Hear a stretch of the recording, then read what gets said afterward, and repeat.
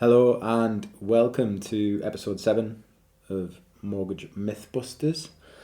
Still lacking a theme tune intro. You'd think Baz has got another job. We're doing this one late at night because I couldn't pin Baz down, and we really didn't want to be missing out on getting another weekly podcast. But the consequence of that is we haven't got another guest. Well, we have. There's a dog kicking about, but we not one that's going to to talk. We've got the door shut this time as well, so there shouldn't be any creaky doors or anything. And so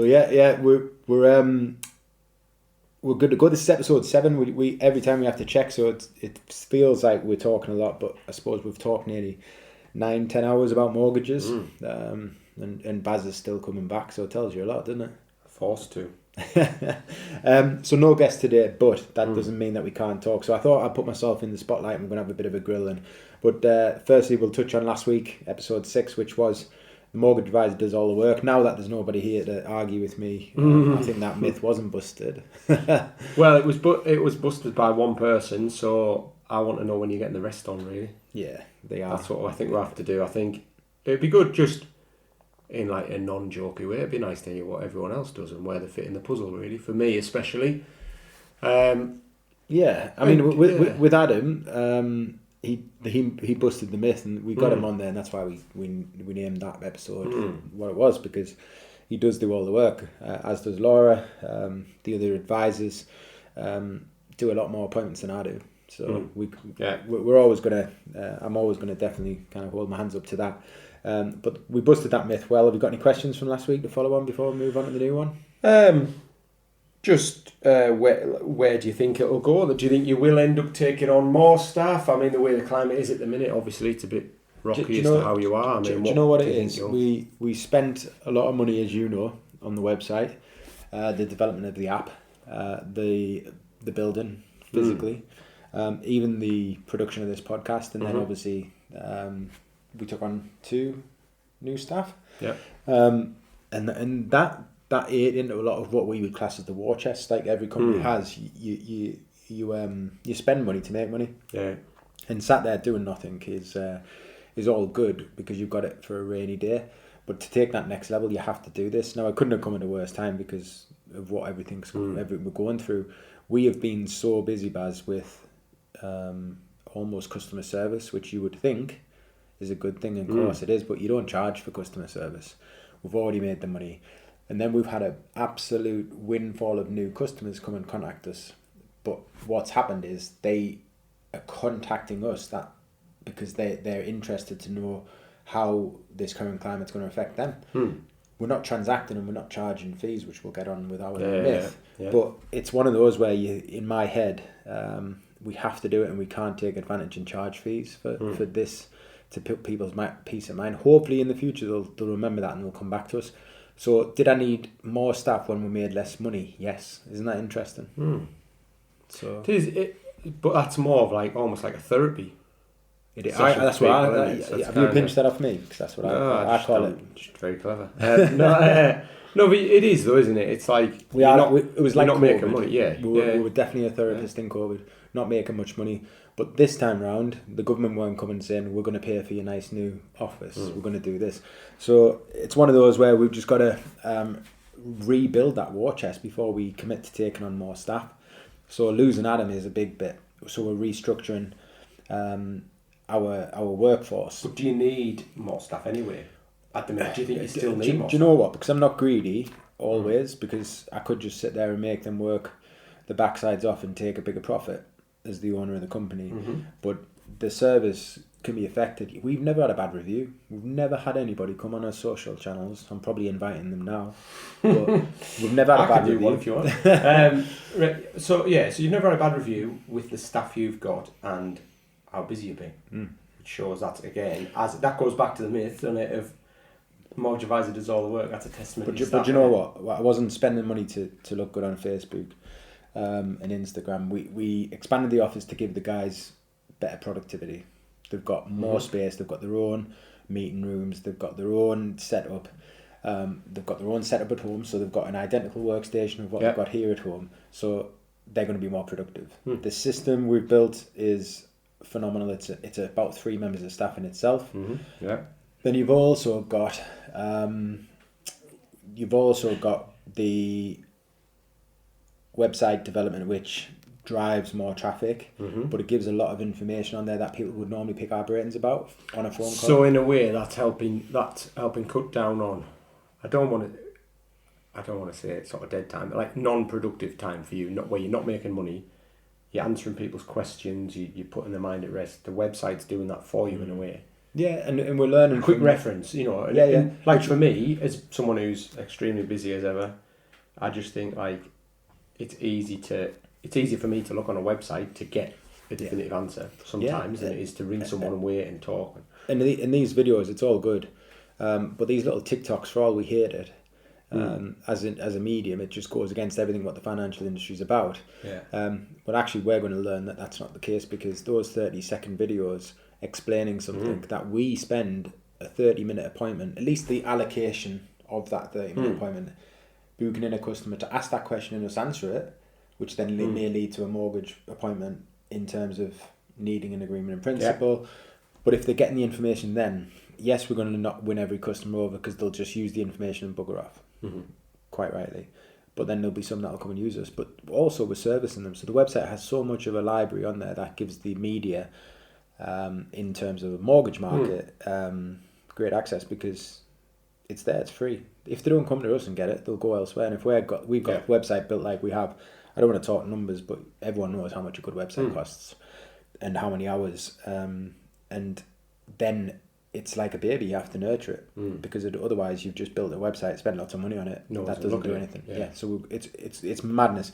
So and I know from my own experience of working on it, it's not just mortgages, it's protection as well. No. So it's got the protection side on there. Yeah. You're going to hopefully build up a bank of relevant information on that as well. And that's important, like, because protection is one of those where it's easy to have a difficult conversation with people that are going through something financially. So like they're increasing their assets, their liabilities, then of course they need to have that chat. But I think the problem is that people wait until it's too late to get the insurances, or at least understand them, that they're not prepared for it in their budget. But if they can have access to information that we're putting on there, then it'll work. I love Tom, I've talked about it before. Tom is an insurance company, and they do it right. Cut the BS out of it, get straight to the chase, and say what they need to. And they've got high profile celebrities, but that's what you need. People need it, especially for dads and that. You need to get out there.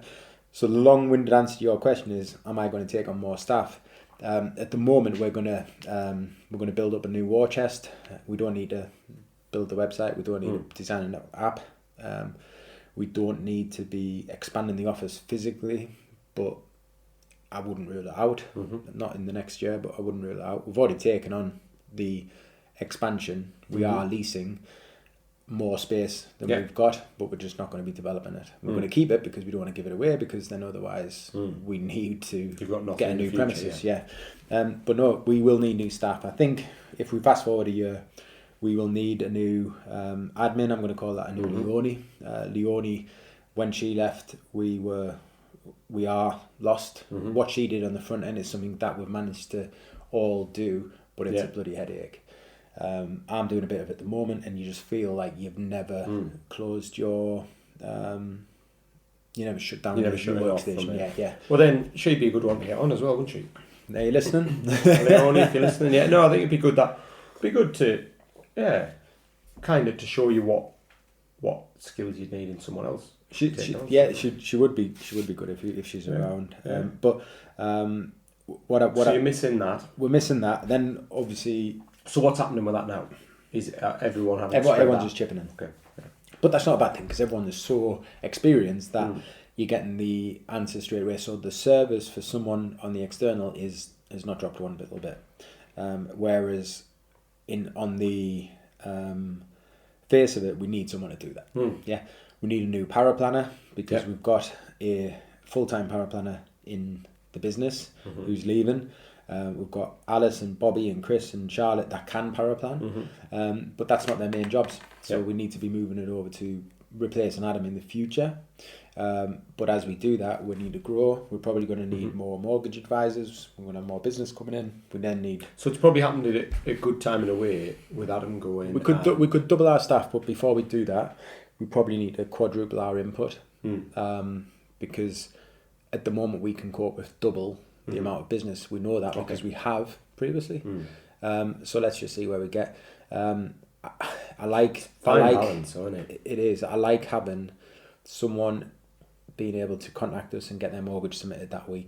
This is what I mean. It's a fine balance between overstretching your staff and not having not enough staff, but not having people in the right jobs, people having to cover those jobs, and also you're not wanting the customer to suffer. Yeah. But then you don't want to have people just stood around twiddling their thumbs. We've got eight staff. It doesn't take a genius, even if you based it on minimum wage. That's a hell of a stress above my head to make sure that I can feed and house those, because their wages need to be paid by income coming into the business. And you almost put your staff before yourself. I think I do.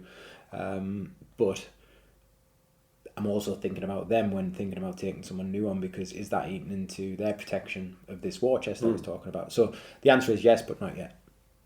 Okay. Cool.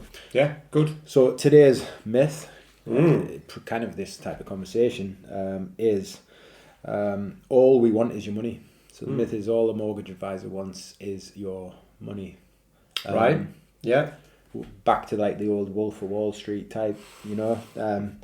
Why? I'd say my question is, why, Barry, would you use us when you can do it yourself? Why would you use us and pay us? Well, first of all, I don't know how I would do it myself. I could obviously go to my bank and go around a couple of banks, but surely... But you're quite a straightforward customer, all right? You are, when I say it's all vanilla, yeah? You've got a job. Yeah. Yeah, you've got a house. You've got a mortgage. You need a new mortgage. Yeah. There's nothing quirky. You haven't just gone self-employed. You haven't done this, that. So you could walk in any bank, and this is true. You could walk in any bank and they could give you a mortgage. Right. So why wouldn't you do that yourself? Why would you pay us to do it? Well, it's like anything, isn't it? Number one, don't want the hassle. Number two, not an expert. You want someone else that you would trust. And number three, I don't know, I'm getting the best deal. Yeah. So I don't know, I'm getting the best deal. It's all experience. So you go to the next bank. Yeah. Go to the next bank, you go online, you do this, you do that. Yeah, but you're saying that as if it's as simple as me wanting to go buy a PlayStation. I go in 3 different shops. The same product is 3 prices. You go for the cheapest price. That's fine. But with a mortgage, I want to make sure that I don't know what the ins and outs are. I don't know what, I don't understand, might be hidden fees and all that kind of stuff. So for me, a product, something like that, you're buying like service, aren't you? They're loaning you the money and you're paying it back. You know what I mean? I would rather. I mean, don't get us wrong. As I've said before on this, I'm still with my bank, but of course nowadays, especially with the pinch that everyone's feeling, But your bank doesn't charge you for that chat. I mean, they'll probably take a week and a bit to book you in, but they wouldn't charge you. If you walked out and said no thanks, they're not going to charge you. I'd argue and say they can afford to not charge you. Yeah. Because they have your money anyway. It's just whether or not they're going to be taking the mortgage on. Yeah. Whereas we're the same, we don't charge. So you wouldn't charge me for a chat? No. We don't charge anybody for a chat. So I could come in, have a chat. You find me what I want, I go away, find someone else, come back, have another chat. Still think it's not for me, so that's taken up, I don't know, 2 hours of your time. Yeah. You get nothing from it. And then you go back to your bank and get them. And use them. So, number one, why? Why do you not charge? Does anyone else charge? Yeah. Some don't charge at all. We charge anyone who, let's make this clear, we have a terms of business on the website. We're not asking you to get in touch with us. We're not asking you to use us. So there is no financial promotion here, but just to be clear, we do not charge anyone who has ever served in the military, whether that's serving now or they're a veteran. Okay. And that includes Territorial Army. Okay. We limit it to British Army because we can't. You tell me you were in the French Foreign Legion, but I don't believe you. NHS serving, so we'll know that because they'll have NHS on the pay slips. Fire service serving and police serving. So we waive our fee for all of those. For everybody else, so technically yourself, Mm-hmm. we would charge $395. But that's not for the chat. $395. That's once you've... Once on receipt of a mortgage offer. Mm-hmm.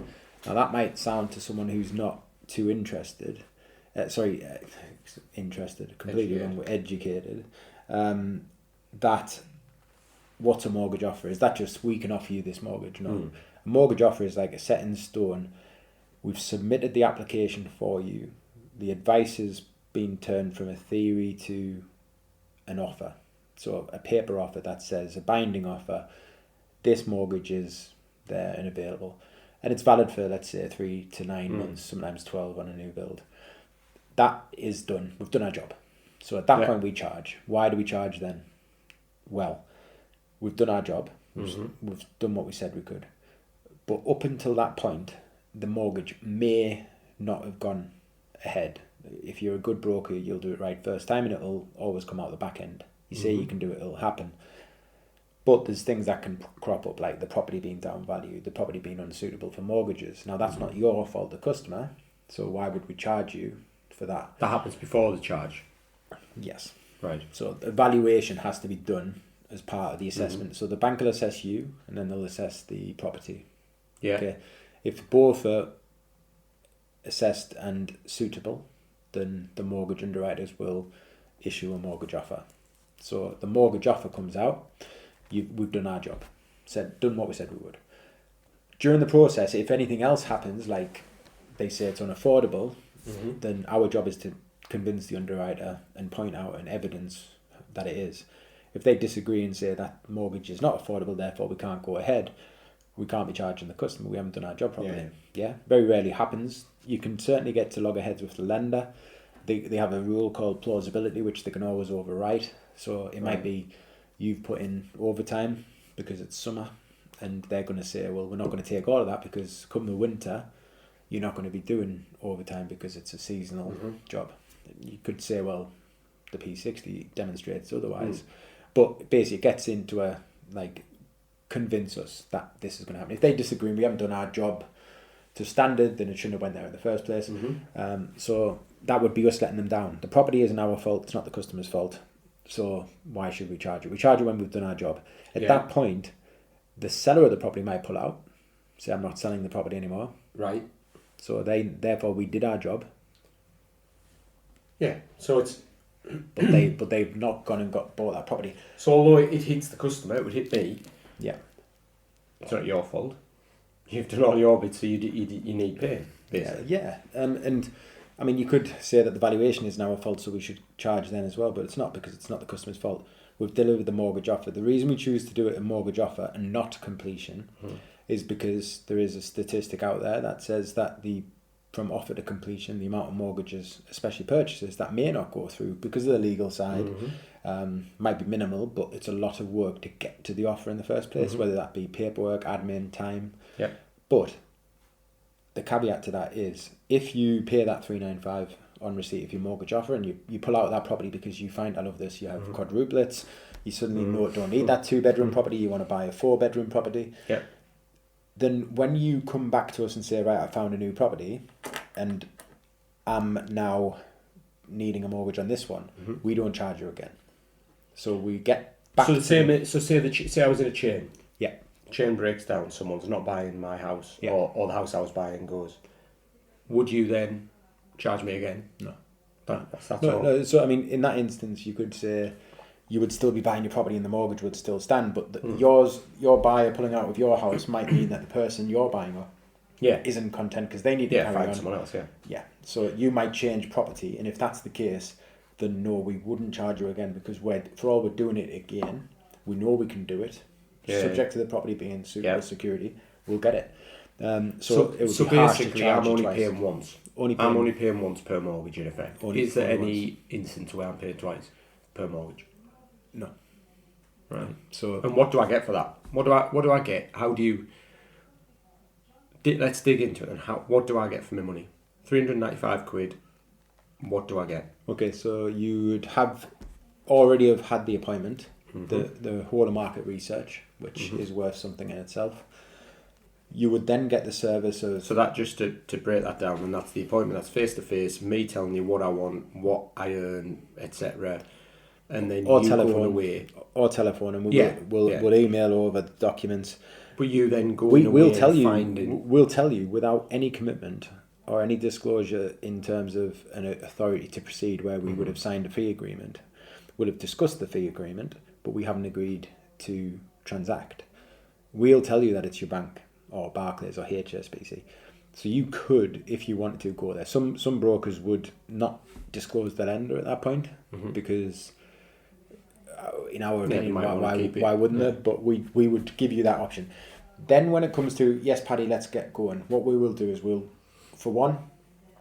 then give you an insight into the process going forward, in terms of documentation, support, and then administrative support.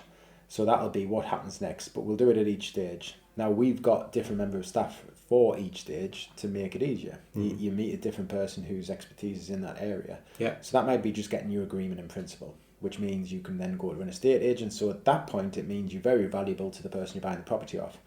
The estate agent needs you to have one, so that's something we've given you. Yes, your bank could have given you that for free as well. So yeah, right, how are we different? You then get that support. We'll liaise with the estate agent to say, yes, this is what's going to happen. We'll update them. We'll let them know the solicitor's details. We'll let them know for proof of deposit, proof of identities, for money laundering is all covered off.